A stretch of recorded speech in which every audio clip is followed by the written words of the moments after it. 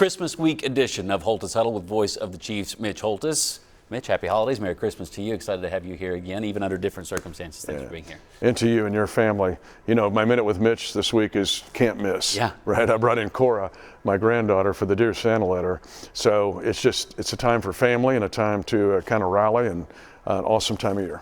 Now, there's still going to be an opportunity, even with the season not going the way we wanted to sit on Christmas night and watch these Chiefs take on a fantastic division opponent in the Denver Broncos, who look like they are in a position, if they haven't already clinched the division, to win this thing. What are we talking about when Denver comes to town on Christmas night? Well, let's first talk about Denver and the Chargers together are the Chiefs of 24. The Chiefs, even after the Charger loss, were 1-6 in one-score games. And the two combined of the Chargers and the Broncos were 15-3 in similar games. So the Broncos have had a fabulous season, but they've got a pretty thin margin, and they've done a good job. I don't mean that as a criticism. People were criticizing us a year ago for winning 12 straight one-possession games, so I'm not going to do that to them.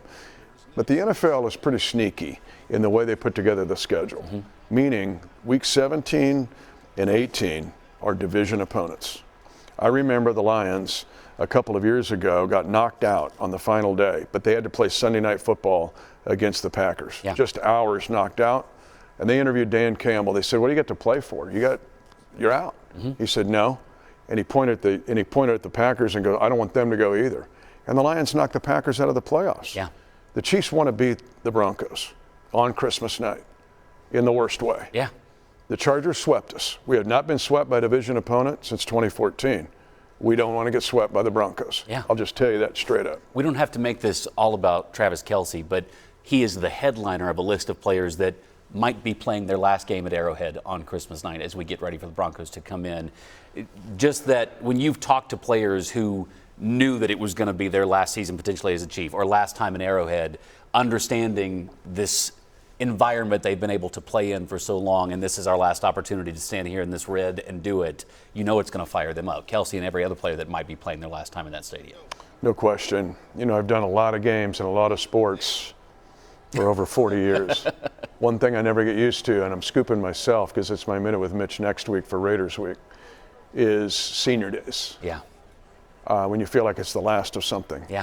And with Travis Kelce against the Broncos on Sunday or on Christmas night, he's played over 12,000 snaps. These have been 12,000 hard snaps. I think he's a one of one as a tight end. I'll argue in front of the Supreme Court for him being the best tight end to ever play. And so the fact that he has been an absolute war horse, they're just, our guys will rally around that. They want to get Travis out of there in good place, if that's the case. Not sure it's the case, probably is, but we'll see. But I don't get used to it. I will feel all that emotion. I would do a game for ESPN in college basketball, and it's senior night, and I don't even know these guys, and I'd be choking back tears because I know what they go through, what it means, and the long journey. And to get to the end of that journey, I mean, Kale's going to the Pro Football Hall of Fame. I hope I'm there for the induction. Day one. Day one, like second one. But still, this is different. And this game will feel different. I was looking at ticket prices this morning. It's affordable to be able to go on Christmas night, and the weather looks like it's going to be not frigid. It's a perfect opportunity to kind of give a gift to yourself and come to Christmas night. If you don't have tickets yet, maybe consider it to come to this game. A lot of families do this. They'll have their family, and being at night, a little bit different, they'll have their normal family Christmas. Open up and the then presents during the day. Let's go to the game.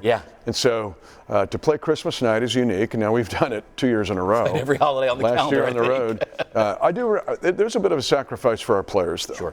And I saw it last year when we played Pittsburgh. That was the 3 games in 11 days. And I went to chapel the night before our game, and I saw all the fatigue, but these are young guys that have young families. And it's Christmas Eve. And so I couldn't just bypass the fact that I'm looking in the eyes of these guys of realizing the Brian Cooks and Drew. So there's a sacrifice made to play on Christmas. So I just hope our guys play well, and if it's Kelce's last home game, let's do it. We want to beat the Broncos and the Donkeys in the worst way, as if the whole world was relying on it. Be a great gift to all of Chiefs Kingdom if they're able to pull it off. HOLTHUS Huddle, voice of the Chiefs, Mitch Holthus.